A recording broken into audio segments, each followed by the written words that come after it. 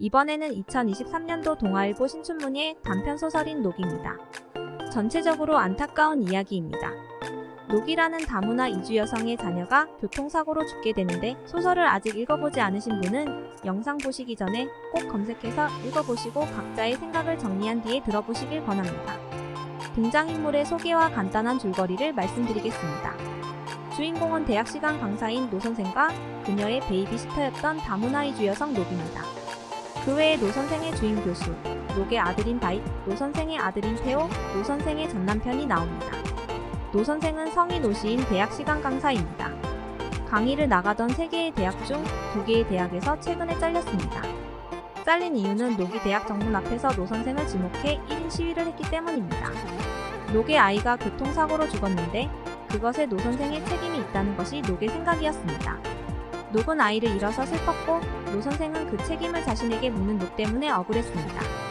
이번에도 단편 소설 중 세 부분에서 마음을 성찰하는 데 도움이 될 만한 곳을 찾아서 말씀드리겠습니다. 첫 번째입니다. 출강 나가던 2개의 대학에서 잘리고 마지막 남은 대학. 자신의 주임 교수로부터 연락이 왔습니다. 주임 교수의 전화통화로 시작되는 이 부분을 먼저 들어보겠습니다. 곤란하게 됐어. 주임 교수의 연락을 받았을 때 나는 그녀가 아직 하지도 않은 말을 떠올렸다. 전화를 끊을 때까지 머릿속에 배경음처럼 같은 말이 울렸다. 해촉 통보를 할 거라고 예상했다. 그녀의 잘못은 아니었다. 하지만 나의 잘못도 아니었다. 강의를 나가고 있던 다른 2개의 대학에서 잘린 참이었다. 마지막으로 남은 자리인 모교의 주임 교수에게서 연락이 온 것이었고 용건은 뻔했다. 모두 같은 말을 했다. 노 선생 잘못이 아닌 건 알지만 학교가 시끄러우니 어쩔 수가 없다. 곤란하게 됐다.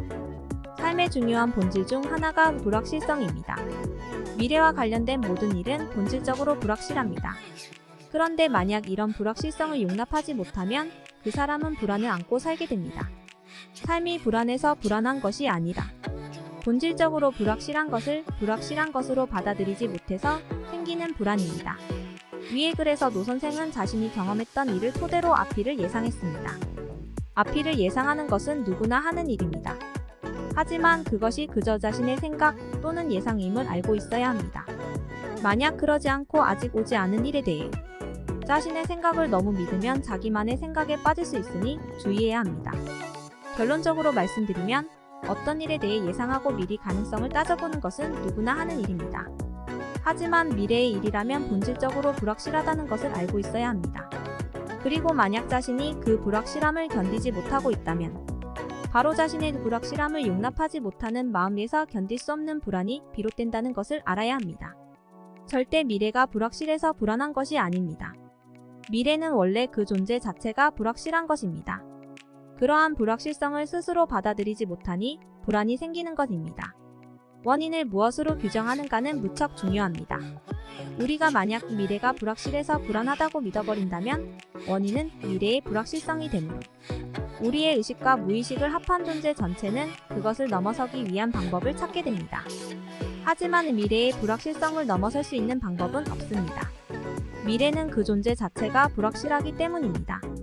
반면 미래의 불확실성을 받아들이지 못하는 자신의 지혜롭지 못한 마음을 문제의 원인으로 정확히 규정할 수 있는 사람은 자신의 지혜롭지 못한 마음을 넘어서기 위해 노력하기 시작합니다. 그리고 이것은 가능합니다. 실천한 만큼 불안이 감소하게 됩니다. 거듭 말하지만 미래는 원래 불확실합니다. 소설 속의 노 선생은 마음이 병적으로 아픈 사람은 아닙니다. 소설 속에서 주임 교수 역시 자신을 자를 것이라고 예상했지만 예상과는 달리 학교에 계속 나갈 수 있었습니다. 예상과는 달랐던 것이죠. 예상하는 일은 누구나 하지만 미래의 결과는 자신의 생각과 다를 수도 있다는 것을 겸허히 받아들일 수 있으면 좋습니다. 더 근본적으로 미래의 일은 그 속성이 원래 불확실하다는 것을 이해하고 받아들이는 것이 지혜롭습니다. 두 번째입니다. 이 부분은 양면성이 그대로 드러나는 부분입니다. 먼저 들어보시죠. 노 선생 잘못이 아니잖아. 정말 나는 그렇게 생각해. 다들 그렇게 말은 했다. 하지만 다른 대학에선 더는 일할 수 없었다. 대학들 입장에서는 시끄러운 상황을 견디면서 시간 강사를 쓸 필요는 없을 것이다. 차라리 잘 됐다고 생각해. 그녀가 말했다.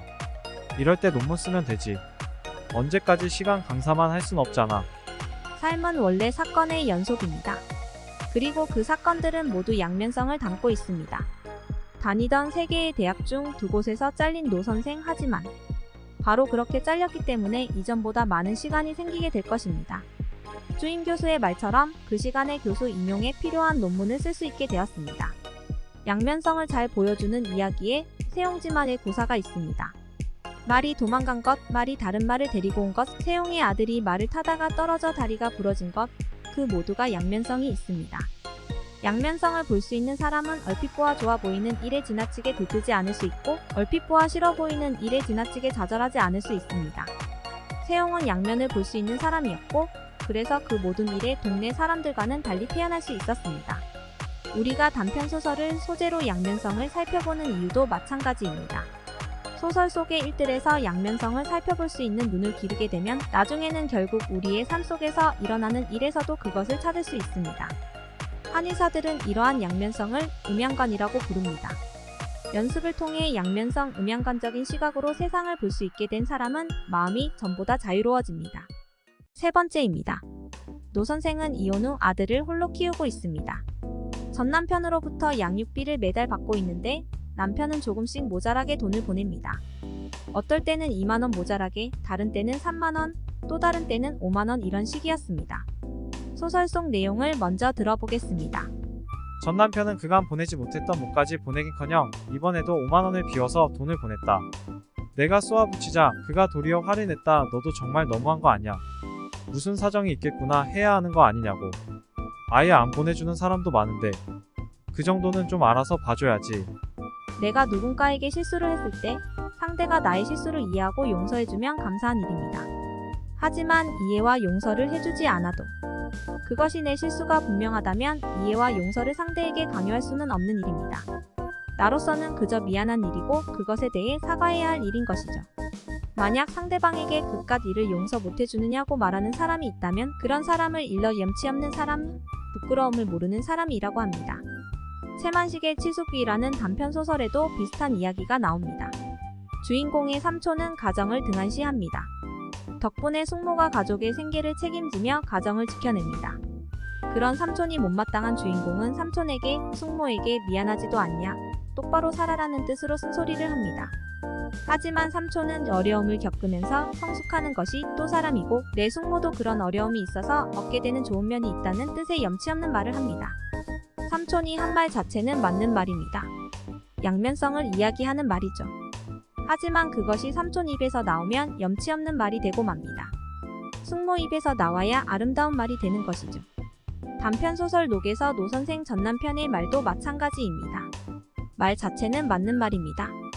하지만 저 말이 전 남편 입에서 나오면 부끄러움을 모르는 말이 되어버리고 노 선생의 입에서 나와야 아름다운 말이 됩니다. 비록 맞는 말이라 할지라도 누가 하느냐에 따라 다릅니다. 이번 소설은 여기까지입니다. 다음에 또 만날 수 있기를 간절히 바랍니다.